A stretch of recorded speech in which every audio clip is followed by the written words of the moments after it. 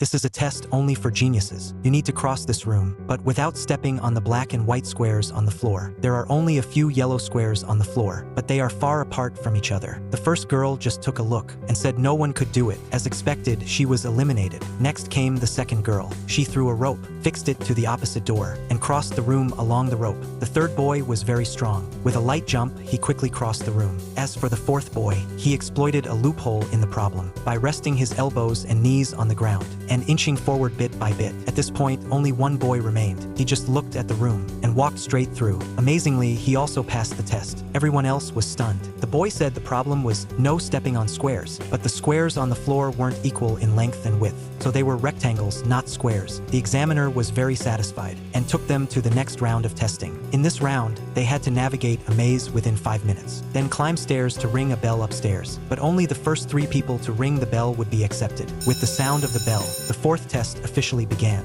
Rennie noticed arrows on each door, but they seemed to have no pattern. Just then, he remembered what Rhonda had said. Only by closing your eyes and feeling with your heart could you find a way out. It turned out the signs used Braille. Meanwhile, Kate, who always took unconventional paths, used a wrench to open the ventilation duct and crawled directly over the maze toward the finish line. Jack, with his powerful memory, tried one path at a time through trial and error, but he didn't know he was being followed by White. As he was about to exit the maze, White knocked him down and rushed up the stairs first. Rennie heard the commotion and came to check, but Jack urged Rennie to go quickly because only 15 seconds were left. But Rennie insisted on staying with Jack. In the end, only White rang the bell within the time limit. Although Kate arrived first, she refused to ring the bell alone. She wanted to wait for the others to ring it together. So the 3 of them stepped forward and rang the bell jointly. Then the teacher announced the test was over. White was ultimately eliminated. He couldn't understand why. He was clearly the first to ring the bell, but the teacher told him. The rule was the first 3 people to ring the bell, not the top 3 individuals. They later arrived at a genius academy. The teacher posed a problem to them. There are 3 switches on the wall,